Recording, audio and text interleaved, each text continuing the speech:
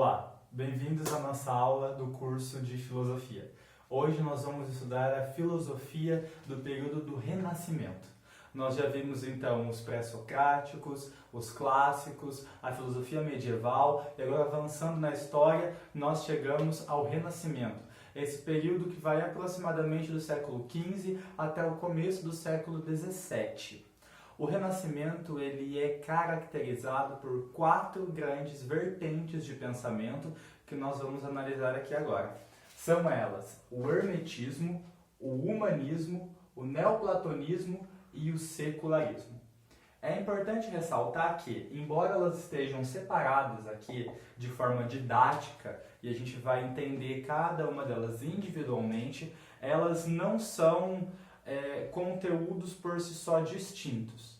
A maioria dos pensadores que aqui estão mencionados e que nós veremos agora, eles se relacionam com todas, ou pelo menos a maioria. Nós separamos de forma didática para facilitar a compreensão e os principais filósofos que estão restritos em cada uma dessas vertentes aqui no quadro, eles estão porque eles produziram grandes obras famosas que se relacionam direta ou indiretamente com esses temas. Não quer dizer que são as únicas obras que eles produziram, mas que são as mais importantes, sobretudo. Vamos lá. Um breve contexto histórico.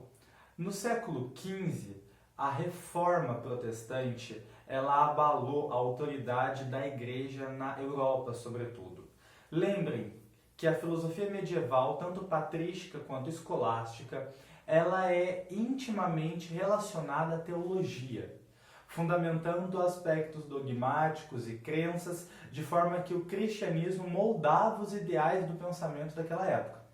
Então, o período do Renascimento, ele aponta uma cisão, e ele é um movimento intelectual, filosófico, artístico, que busca se desvincular desse meio já concretizado dentro da realidade deles. Com a igreja perdendo autoridade e novas ideias, novas vertentes de pensamento já circulando pelas academias e pela mente dos pensadores daquela época, o Renascimento ele aponta o período em que tudo isso culmina num grande desfecho. Movimento oriundo, não é que surgiu do nada.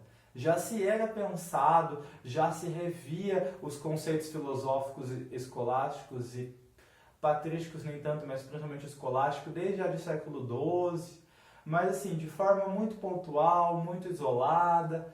Com a Reforma Protestante e o enfraquecimento da autoridade da Igreja, isso é permitido que se deslavanque, como um grande movimento. Então vamos lá.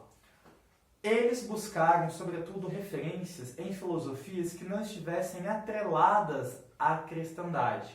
Então, a grande fonte do Renascimento vai ser a filosofia antiga, porque era a única filosofia da qual eles tinham referência e base que não estava relacionada diretamente a algum aspecto religioso.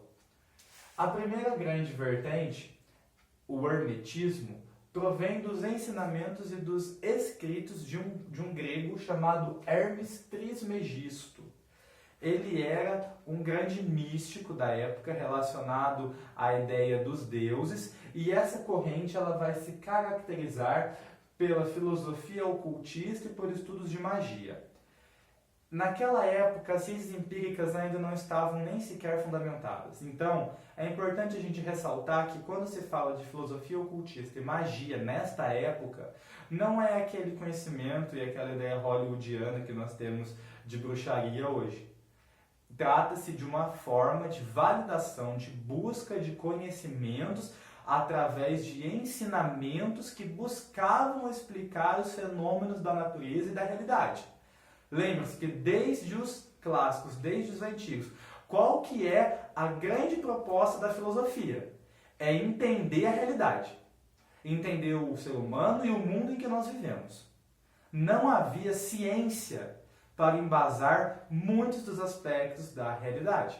Então, figuras ocultistas eram expressas, sobretudo antiguidade, depois foram suprimidas pela filosofia escolástica e patrística, sobretudo a patrística, que rebatia o paganismo, e depois elas vão ressurgir como proposta nesse período para explicar a realidade. Temos também o humanismo. Os seus principais representantes e que mais se sobressaem são Nicolau de Cusa e Nicolau Copérnico, também filósofo. E no hermetismo, só para reafirmar, Giordano Bruno e Marsilio Ficino são nomes que se sobressaem. O humanismo ele vai se caracterizar pela filosofia moral. Ou seja, até o momento, o teocentrismo, ou seja, a figura divina de Deus como centro de toda a explicação da realidade, ela moldava os ensinamentos tanto das academias quanto da filosofia de uma forma geral. Nesse momento, busca-se uma reinvenção dessa forma de se pensar. Ou seja, aquilo que será correto ou não, os hábitos e costumes, não deveriam mais ser moldados e justificados com uma figura divina no centro. Por uma proposta teocêntrica. Mas sim pelo homem no centro. Pelo ser humano como figura central de toda reflexão, de toda conduta, formando assim um pensamento moral. A outra é o neoplatonismo, o seu principal representante, com escritos fantásticos dentro dessa vertente, no período do Renascimento, é Pico della Mirandola. O neoplatonismo ele vai defender e vai ser caracterizado pela exacerbação da dignidade do homem. Isso daqui pode ser expresso de forma como uma confiança ilimitada na dignidade humana. Ou seja, se o período patrístico da filosofia medieval buscava relacionar o pensamento platônico com o pensamento da cristandade através de uma moralidade que se baseia numa figura de perfeição e de idealização divina, aqui, o pensamento de Platão vai ser retomado, como nós já vimos pelo humanismo, como uma figura antropocêntrica, ou seja, não Deus no centro desse mundo ideal platônico, mas o homem. Ao homem, desculpa aqui no sentido de humanidade, porque aqui vale um adendo muito interessante. Eu, particularmente, e muitos outros pensadores e pessoas do meio acadêmico se opõem a utilizarmos homem como referência para a humanidade. Isso é muito misógino e, sobretudo, arcaico. Entretanto, para esses pensadores, imersos num outro período, quando se fala filosofia do homem, pensamento do homem, é referência à humanidade. Eu até mudei aqui, era a dignidade do homem, coloquei humanidade, por causa desse viés mais ideológico. Entretanto, se vocês forem buscar nos textos originais dele, estará como dignidade do homem, mas é expressão para a humanidade.